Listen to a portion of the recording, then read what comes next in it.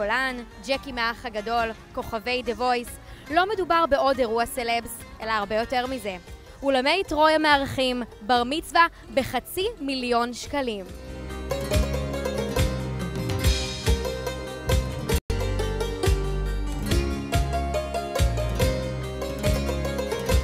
מזל טוב. תודה רבה. איך ההרגשה שעושים לך כזה אירוע גדול?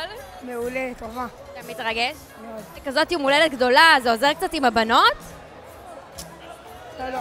ואתה נהנה, הכי חשוב? מאוד. אתה רצית כזה אירוע גדול? תמיד זה היה החלום שלך? כן. אז שיהיה לך מזל טוב, חם. תודה רבה. סמלה שנייה, וואו. השנייה תהיה גם שלישית. כמה זמן מתכוננים לכזה אירוע גדול? הרבה.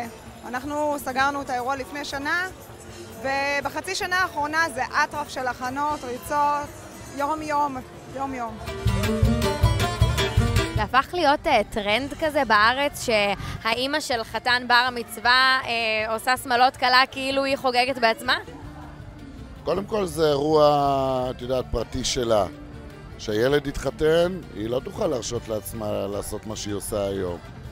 אז אם כן, אז למה לא?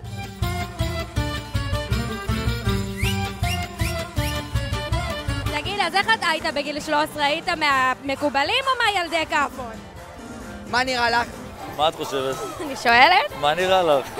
הייתי כמו שאת רואה אותי היום, גבר, סקסי בטירוף, חטוף. אני מסכימה עם הסקסי בטירוף. היה לי בר מצווה מאוד מיוחדת, אורנה ומשה דת הופיעו שם, שהם היו עדיין צעירים, זה היה לפני הרבה שנים. לא פרייר הבחור פה? כן, אני מכרמיאל במקור, והיה כיף, כל החברים, והבנות והבנים.